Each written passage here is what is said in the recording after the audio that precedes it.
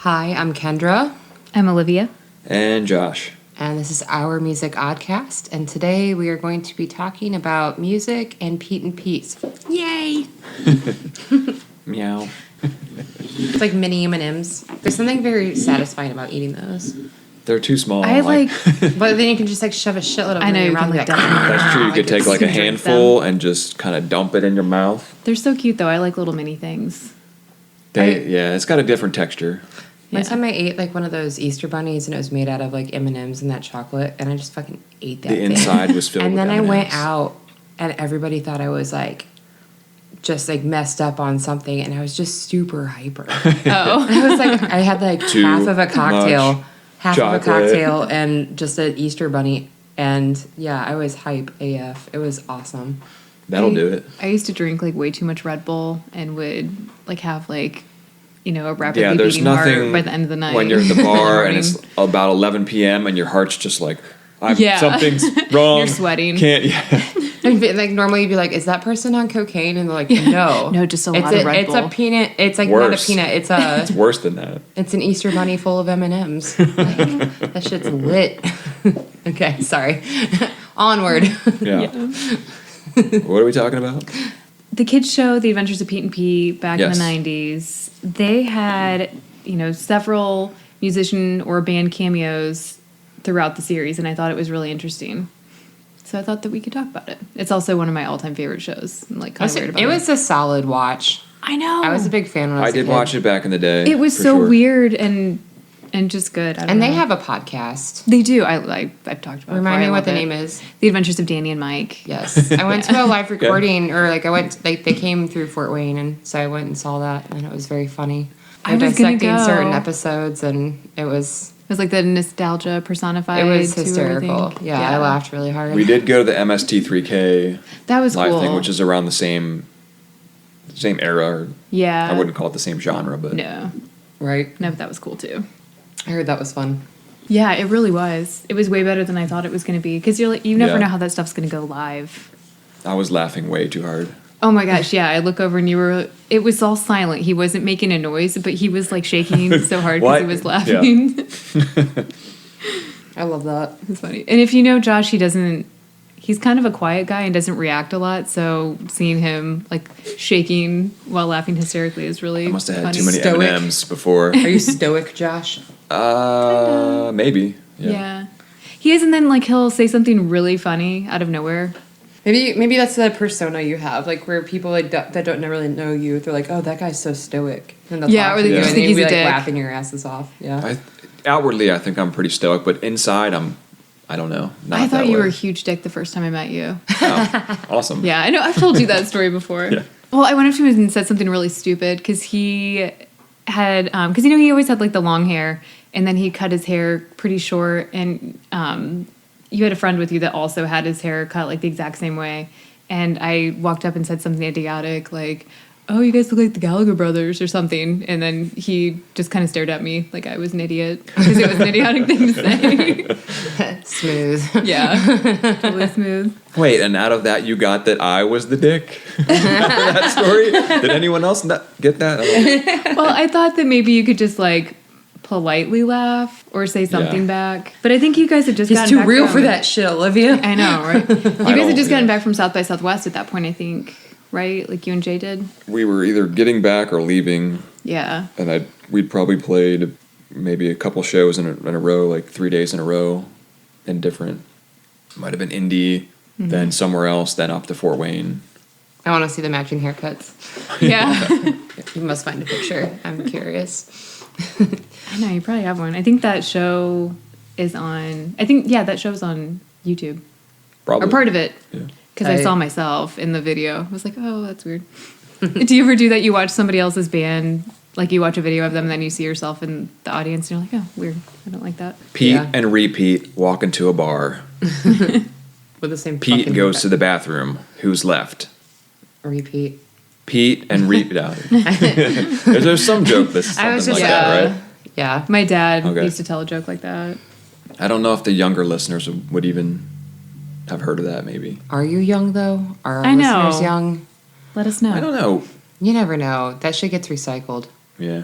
It does. Oh yeah, It really does. It's like weird. my friend has a bunch of daughters and they were playing MASH and I was like, oh shit, I know exactly how to do this. Yeah, Yeah. So good. that's true. Speaking of that age, when you play MASH, that's when Pete and Pete was on. And yeah, so tell me about the musical guests. Well, first, it was, a beloved show from Nickelodeon in the 90s, and it followed two brothers named Pete Wrigley through suburban childhood. Big Pete was kind of a teenager, I'd say. Yeah, he was in high school. 15, and then yeah. little Pete was around middle school age. So it's set in Wellsville, New York, but it was actually filmed in New Jersey, I think, for the most part. Ooh. Yeah, the show was created by Will McRobb and Chris Viscardi and ran from 1993 to 1996. And those guys had involvement in lots of different shows. I think eventually Ren and Stimpy, which is another really good one. Love that show. Yeah. Another groundbreaking show. Definitely not originally intended for children. No. Yeah, the very first episode has a skit that's like the flying butt pliers. It's really weird. Yeah. It's so weird. So the Petes were played by Michael C. Morona and Danny Tamborelli. And they navigate friendship, school bullies, bad neighbors, and dealing with parents in a totally relatable way. Preposterous at times, though, too. And the show is full of cameos by not just band members, but famous actors like Steve Buscemi, Chris Elliott, B.B. Newworth, Janine Garofalo, Adam West, and J.K. Simmons. I And mean, then Janine even- Garofalo was in everything at that point. She was in some stuff. I mean, She was. I mean, she was that like blowing up. That was like the comedy-wise. height of her. Yeah. Like Yeah. she was like peaking. And even kidnapping victim Patty Hearst was in the show too, which is random. Yeah, so we're going to talk about the musicians that made appearances on the show. First one, and I found a lot of this information off Flavorwire, but first one is LL Cool J. Talk about. I don't remember seeing That's that really one. funny because I've been like on a LL Cool J kick lately. Really? Like, something like a phenomenon. Yeah. Something like a phenomenon. Yeah, that's Him and definitely on my the winter. Adidas jacket's like classic, and the chain. Yeah, so he was a hip hop artist and rapper turned actor for a brief period. I mean, I don't know if he still acts. Do you guys? I have no idea. I'm Yeah. sure he's out there doing something. He played Little Pete's homeroom teacher in Mr. Thornberry episode Sick Day. And That's so random. I Yeah. love it. I know. So Richard Edsum, Sonic Youth's first drummer turned actor, played the janitor, Mr. Beverly, who has a crush on Big Pete's crush, the math teacher. And she was actually played by indie rocker Sid Stroh. She played Mrs. Fingerwood. What was she from?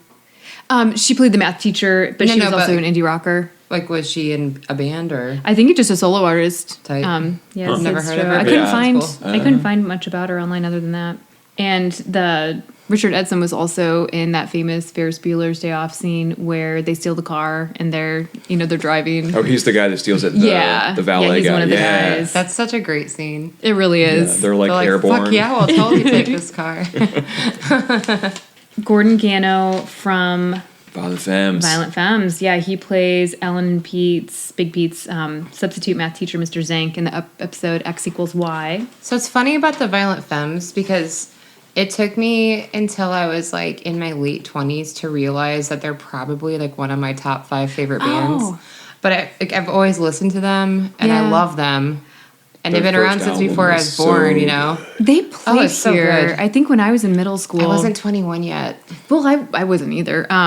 They played, I think, at the Coliseum. Well, they Maybe? played at Piers too. Oh, okay. The Coliseum. I think they played at the Wow. Coliseum because I know I saw them, and I think that's where I saw them at. Maybe they're like opening for somebody. Must have been. Yeah, I think there was 3 or 4 bands playing. Oh, it might at have been the like one same of the time. Edge Fests. Or Yeah, I whatever, think yeah. it was.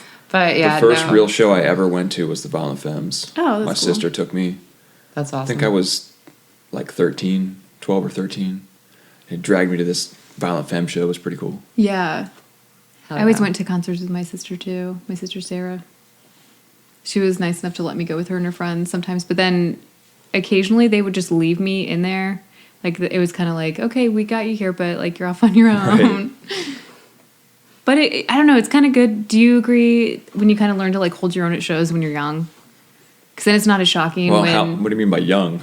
Well, I guess, before your 20s. Oh, because yeah. then you kind of know, like, oh, this is what happens when, like, everybody rushes, like, at the same time and tries to, like, get up close to the stage. And when, like, people get kind of aggressive in the audience, which happens even when you're not seeing, like, a, like, hardcore band. Yeah. I don't know. Yeah. Yeah. It's good to get exposed early, I guess. Yeah. Yeah, I kind of learned the rules of the pit. Right. Pick that shit up. Like, if you see somebody fall down, pick them up. Yeah. Don't be a dick. The only time I've ever gotten, like, aggressive with anybody at a show, I was in my 20s and I was at the Bluebird in Bloomington at a show with my sister. I don't remember who we been were there. seeing. But this stupid lady with, like, this big fat purse, she wanted my spot, so she kept, like, purposely hitting me with her purse. Their bag. And it went on for a while because I was like, all right, just, like, take the high road. She'll stop and you'll be cool. And she didn't. So finally I grabbed it and, like, threw it at her, which I'm not usually that type of Yeah, I person. can't so see it you was, doing that. That's but awesome. Yeah. Yeah. And Good she for left. you. She walked away and I had the spot to myself then. There you Good. go. Because Yeah. that's Stand your shitty. ground. That's Yeah. shitty. Yeah. It was really shitty. Okay, so Debbie Harry, frontwoman of new wave punk band Blondie, played the neighbor, and I couldn't find her name, but the Peets try to scam her out of money. They plant landmines in people's yards and then pretend that they're searching for old landmines. But I love that the concept is like these children I know. Right. have access to fucking landmines. Well, and it was also they They're could not raise real. money so Little Pete could buy a jetpack. That's legit. Okay. Yeah. Yeah. Yeah. Like, I would want to do the same thing. Yeah. I remember there's like an episode where there's like an alien that only ate ketchup. There's so much in, and you can't even get season 3 on DVD. There's like a whole issue where Viacom won't release the season because it's all like it was all done and ready to be released, but because they couldn't get some of the band's Licensing permission, issues. yeah. Yep. And then now it's like so far gone. You know, different record labels have taken over, and Is there so any it's way like to never watch gonna it? happen. No. Stream it? No. No, there's no. It's not online anywhere that I found. If anybody knows, That's let me so know. crazy. Yeah, there's there's got to be some website where you can watch that. Well, somewhere. there's a website. Yeah. Well, not a website, a Facebook page that I follow. It's called Storm the Viacom Warehouse, and it's it's a joke off of the whole like Storm Area 51 thing. 'Cause it's Yeah. fans that want season 3. So it's fun to occasionally get demand updates season from them. 3. Yeah, Give it to us. I want season 3. I have the first 2 seasons. Yeah. All right, so I don't know if you guys remember this band. I do for sure. The band Luscious Jackson. They Yeah. make an appearance. Yeah, Okay. yeah. MTV. They had that Naked yeah. Eye song, which they play pretty cool. during Little Pete's middle school dance. And fun fact about the band, Kate Schellenbach from the band was the original drummer for Beastie Boys. I did not know that. Huh. That's tight. Didn't know that. Yeah. Yeah, and that episode's Dance Fever. Obviously. Yeah. Kate Pearson, singer for the rock new wave band the B-52s, plays an eccentric millionaire, Mrs. Vanderveer, who tries to help the kids locate the missing ice cream man, Mr. Tasty. Oh my god, I think I remember that episode. It's a good Yeah, episode. I remember Also, Mr. Tasty. there's another It's funny to think cameo in that about one. like knowing these people. Like, I know. what? I want to know the story. I couldn't find anything online, but I want to know how all these bands ended up on the show. Like, if they were just friends with a lot of people or friends with somebody at a label or how that even happened. I don't. Yeah. I don't Yeah. know. That's so funny though. Also in that episode, Michael Stipe, frontman of alternative rock band REM, he plays the rival ice cream man, Captain Scummy, who sells the sludgesicles. I like just the fact that all of these people are like on this children's TV I show. know. It's so ridiculous. And they have no idea. Yeah, like, well, like they're talking about this like when I saw them and the nostalgia thing. Yeah. And they're like, yeah, for some of them, like, my dad would freak out and be like, oh my gosh, you're gonna meet this person next Yeah. week, and so like, we play the record for me or whatever, and That's He's like, cool. so they're like, oh, I've heard of this band or whatever. So he was like excited to meet Iggy Pop when he came on there and stuff. That and even the music that they played in the background, which was written a lot by the band Polaris, which we'll talk about them here pretty soon. I mean- it was just good stuff because I remember liking the theme song, and Yeah. it was before I really was into music when I was watching the show. So I mean, maybe just like Disney songs at that point. So definitely kind of shaped what I ended up liking later on. It's legit. Yeah, Yeah. I mean, Michael Stipe, it doesn't get any bigger than Michael Stipe in 1993. Well, yeah, I had no like, idea the who he biggest was then. singer in the world, Yeah. maybe at that point. And that was the episode, What We Did on Our Summer Vacation. Driving an ice cream truck. Yeah, it's a good show. It was a good one because Mr. Tasty disappears and all summer long, which would have been a nightmare for any kid. Yeah, because they went the blue tornado bars. But I was really excited about this one because I love her. But Juliana Hatfield, indie singer-songwriter, played lunch lady Emma. Yes. Who befriends Big Pete and ultimately escapes her job in the lunchroom for Don't Tread on Pete. Yeah, we totally watched that last week or so. Yeah. She's only in it for like 10 seconds, maybe. She's it's great. No, she's in it a little longer than that because at the end when she does escape, because she he comes sees back her in the beginning, yeah. Okay, the first scene in the beginning, she's at maybe a couple 10 seconds. Yeah. It's a cute episode. Did you guys ever get into her music? I haven't heard it. Oh, okay, I really liked her. I liked Mazzy Star a lot too. Yeah. I've heard Mazzy Star. Yeah. Yeah. I'm just really, I'm Kinda not the the same. person that knows names in Yeah. general. Yeah. Like, You would know the songs for sure. oh, I'm Yeah. sure. But like, yeah, I'm. Do you remember what was like that? even like track numbers? I'm like, I know it's like track 7 on this I'm album. Track 7 on the orange but cover it's like, album. but they Yeah. ask me the song name, I'll never. I'm fucking so know bad it. with song names or even And, like, lyrics. or like I'll know a band, but I won't know any band members' names. Yeah. She had, do you remember the movie Reality Bites with, okay, she had a song on that. It was Spin the Bottle. It was pretty big because that one and that Lisa Loeb song were probably like two of the biggest songs from that soundtrack. Great soundtrack, by the way. Next one you'll be excited about, Kendra. Iggy Pop. I Yeah. love him. Yeah. Yes, yes, I yes. love him. Like, he's the guy where it's like, I don't have like daddy issues, so I'm not like really interested in guys like over 10 years older than me. Yeah. Like, but if I had a fucking time machine and I could go back in time and be anybody's groupie, it would be his. That's Like, an 100%. interesting choice. Yeah, no. He was a pretty good looking dude back in 1975. Yeah. I mean, even I don't know, when- like just something about like the performance aura, yeah. and like just like persona. like capturing that stage and like just be, like the whole like raw power of it Raw all, Power you know, like is just, my jam. That album is so good. I don't know, and like being like now I want to be your dog, like that's sexy. I don't know. Yeah. he still looked pretty good in the Lust for Life video back in Yeah, that he's was probably like 50. late 90s and he was pretty old Something, then. yeah. But yeah, he was shirtless and looked pretty good. That dude's always been ripped. It's like ridiculous. Yeah. He is punk rock legend and Stooges frontman, and he plays James Pop Mecklenburg, Nona's dad.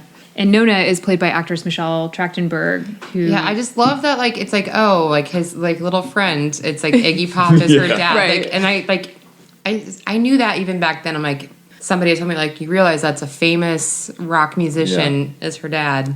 But I always liked his character. Like Yeah. before they told me that, I was like, oh yeah, blah blah blah. and he was in 4 episodes. Mm-hmm. So Halloweenies, Farewell, My Little Viking, Road Warrior, and Dance Fever.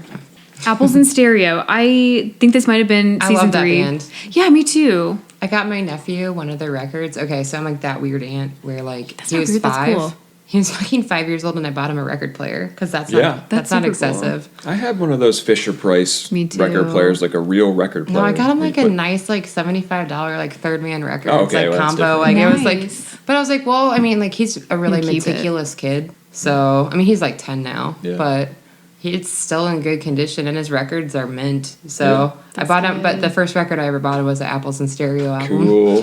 When he's 15, he's gonna dust that baby off and just be set. I don't know. I don't Yeah. know. Right now Hopefully. right now he like really wants to be like Dead Mouse or the Chainsmokers. So Oh, okay. I'm gonna steer him back to rock and roll Yeah, eventually. they Yeah. kind of go off and. But it's like, their own they weird do stuff their for a own while. thing. Yeah. Yeah. Well, if you think about it, the stuff that they play on like most kid shows is just like absolute shit. And the stuff that they even play at school events and gym class and stuff, it's awful. So no wonder that they kind of steer towards that stuff for a while. Remember my sister not too long ago, I got in her car and she had Yanni playing for her daughter. Okay. Yeah. That's an interesting choice. Yeah. Gotta calm these kids down. But they gotta love. calm It's down. funny because now a few years later, Scarlett, she's 9, and her favorite, musician is Post Malone. Right. Just really funny. But they like Taylor Swift and a lot of that stuff. Yeah, the pop. Yeah. Yeah, that's normal. So yeah, I don't remember the episode that they're in, and I think it might have been season 3. But so I don't know if that one's 100% true, if they just visited the set or if they were actually in the show. But it says on everything that I could find online that they actually made an appearance on the show. Next one also you're going to like. David Johansen, frontman of rock punk band New York Dolls, plays the Ranger Thorson in episode Oh Golden Pete. And also kind of a fun fact, in the beginning credits, the gym they show like the school and everything. It's actually the same gym that was used for the Not to Serve popular video, which was huge. I don't know what year that came out, but yeah, like that was one of the first albums that I bought. That band's really good. Just if you listen to the rest of their stuff, they're actually really good. I like that they have this song. And it's like, oh fuck it, I'm gonna have a party. And I'm like, I don't know why that song. Yeah, they got a really sense happy. of humor, I guess. Yeah. Yep. Okay, now we'll get to Polaris, who is sort of a fictional band kind of created for the show.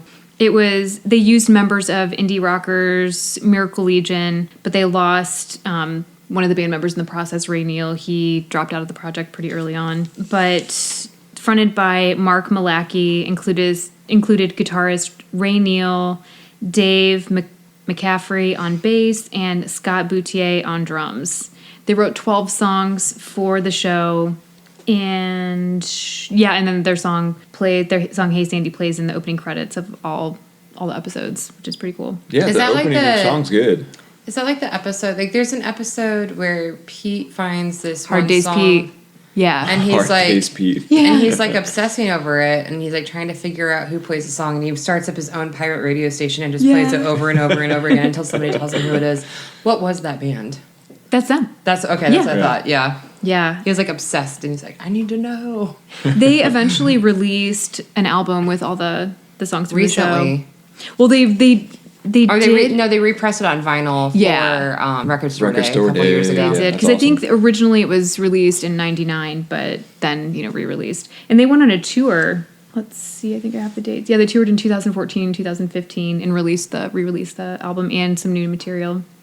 It's so great. Cool. Yeah, Boutier and McCaffrey are also played with Frank Black and the Catholics from '97 to 2003, and the band reunited after kind of taking a break for a while in 2012 for the Cine Families Everything Is Festival and for a Pete and Pete reunion. And they were even, this was a random fact I saw online, but they were even joined by Rain Phoenix, sister of Joaquin and River Phoenix, on vocals for that show. Cool. Awesome. Yeah, didn't know. She was a singer. And I didn't know they had a singer or a sister named Rain.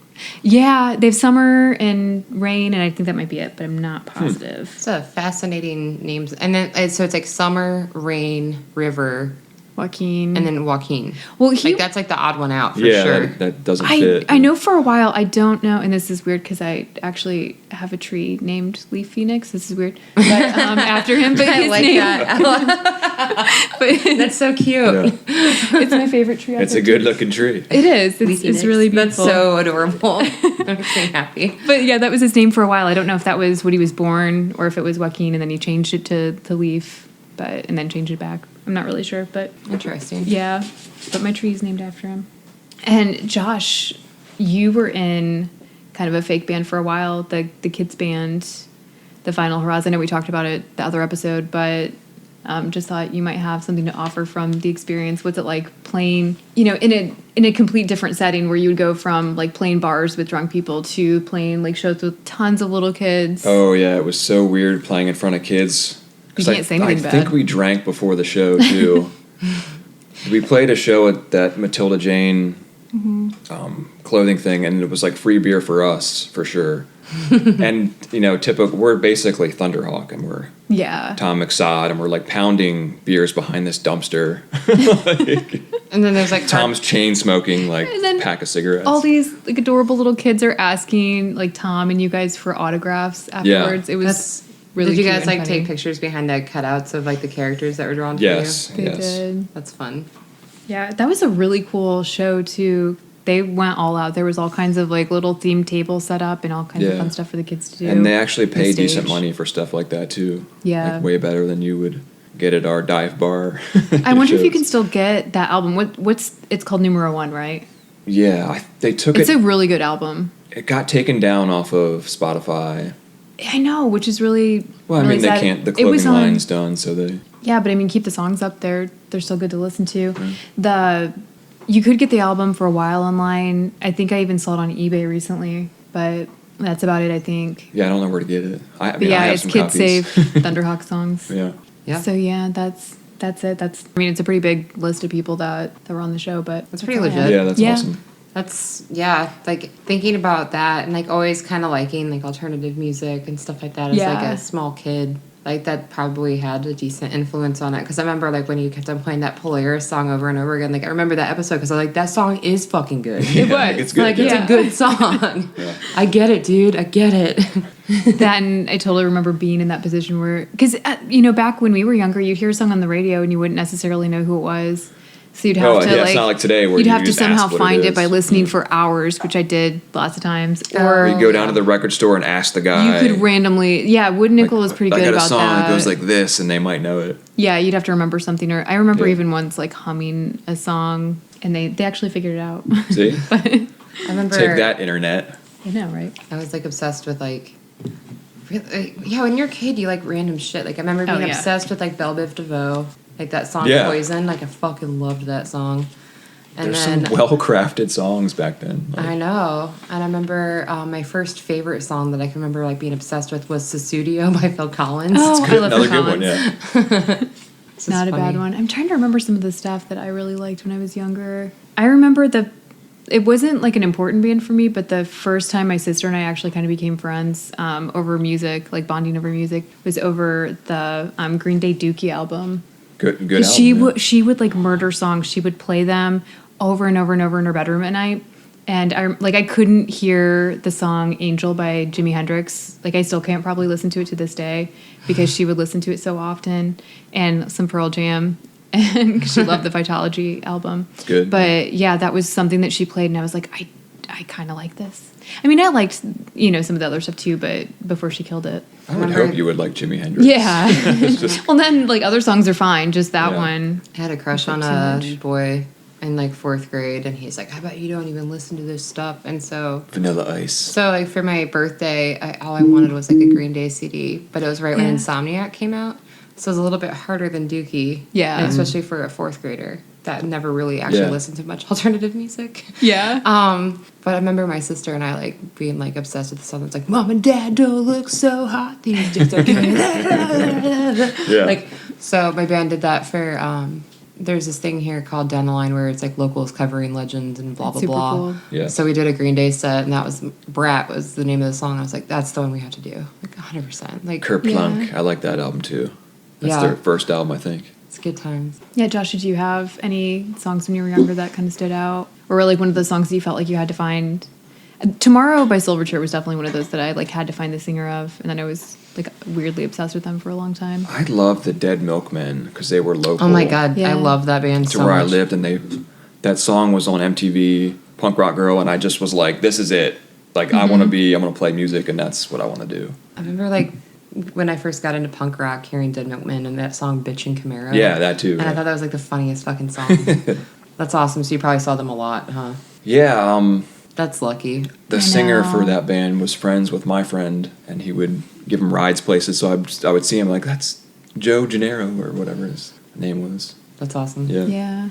A lot of bands didn't come our way. So when we were younger, like if you were lucky enough to have them come nearby, you'd usually have to go to Indianapolis Or or somewhere in Chicago. Ohio or Chicago. Yeah. Yep. Yeah. Randomly they'd come to Fort Wayne, but not often. Because we did get a couple good ones. Just depends. Yeah. Oh, Pete and Pete. I think that's it for this mini That's a episode. wrap. Thanks for listening, and check out our Patreon, and we'll be doing some music-centered movie reviews. Yeah. It's gonna be Should awesome. be interesting. And also let us know if you have one of those songs that, you had to like work really hard to find, or it was just stuck in your head and you loved it when you were younger. Because I love those stories. All right. All right. Bye. Bye.